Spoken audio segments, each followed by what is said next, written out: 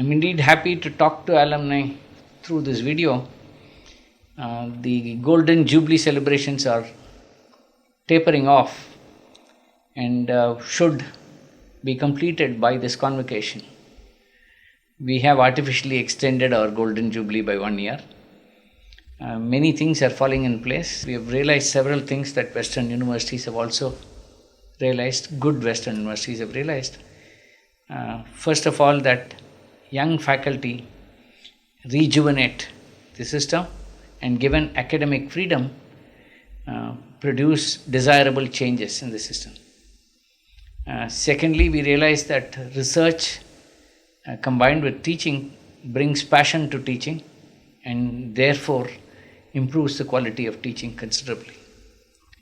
Thirdly, we've realized that competitive bidding is the best way to support research, and our funding agencies have been fairly liberal. In IIT Madras, the sponsored research funding has been very good, and we have 4 out of 5 proposals being funded as proposed. The faculty are chosen by a competitive system, and the choice of faculty is critical. We have added more than 250 faculty members, and the average age of our institute faculty is of the order of 37. So these are indeed remarkable improvements. I must also say that it's the commitment of faculty that produces sound and healthy interaction with the industry. Let me talk about some issues on which we need to change, we need to do things, and also about the role of alumni in these issues. Some of them are pure advocacy issues. Some of them are issues on which I would like opinion from alumni. And some of these are specifically issues in which alumni can contribute in terms of money and ideas. The first thing I'd like to talk about is the research park. Both innovation and competitiveness are the key to economic success of any country in this globalized world. And the best source of both are university-based research parks. And we in IIT Madras are very happy to announce the completion of the first phase of the very first university-based research park in India. We have completed over the first tower with over 400,000 square feet of space, and we have 30 companies already occupying the space. And we are looking forward to a formal inaugural of the research park. It should have happened a month ago, but it will happen within the next month. We are hoping to have the Human Resources Minister, the Chief Minister of Tamil Nadu, and hopefully through video conferencing, the Prime Minister himself. These are things we are trying to put together. But apart from the formal inaugural, the companies have started functioning.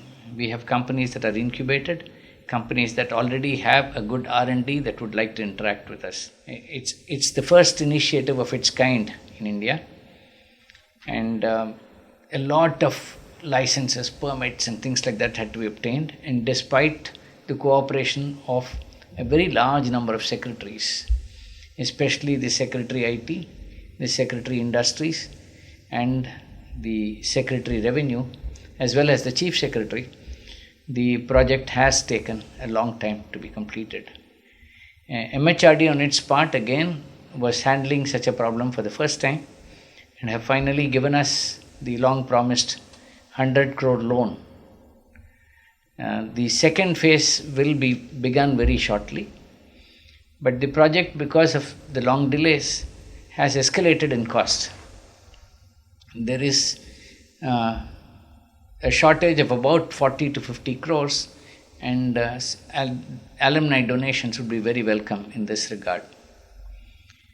The second issue on which alumni donations would be extremely welcome are areas where specific research has to be carried out. These research areas can be identified by the donor, and this would be an opportunity for carrying forward excellence, carrying forward work in centers of excellence in IIT Madras. The Government of India funding has been very generous, but it comes, as always, with a caveat of equity in its distribution. Therefore, alumni funding becomes very important because it can be focused on areas of great relevance.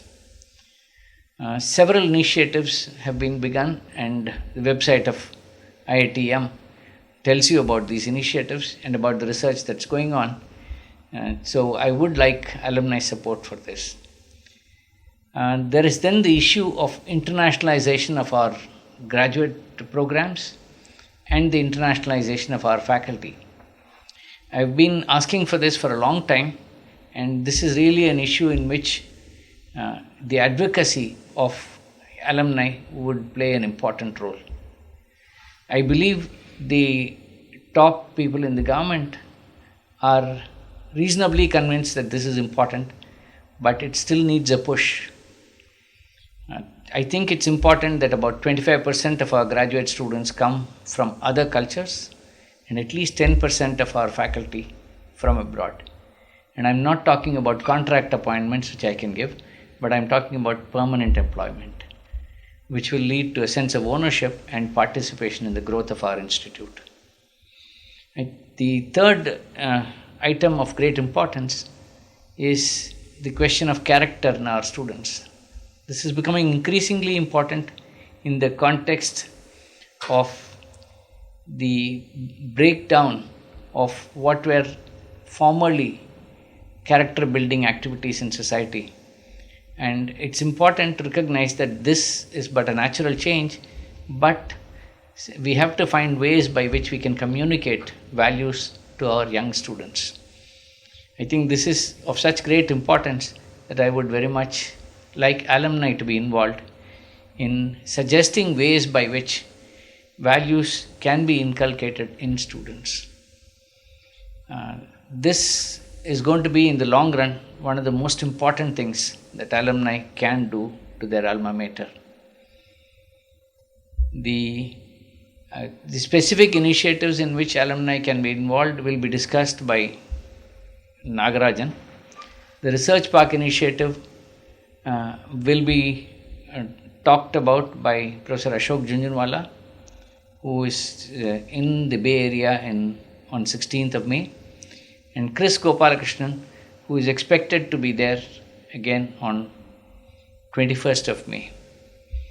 So I believe with Nagarajan in his capacity as professor in charge of alumni affairs, playing a very dynamic role, all the alumni are aware of the needs of the institute as well as its aspirations.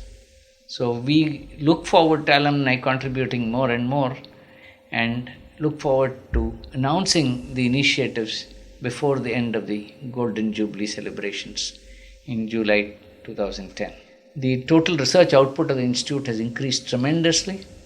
We have crossed the 1,000 number mark as far as publications in international refereed journals are concerned.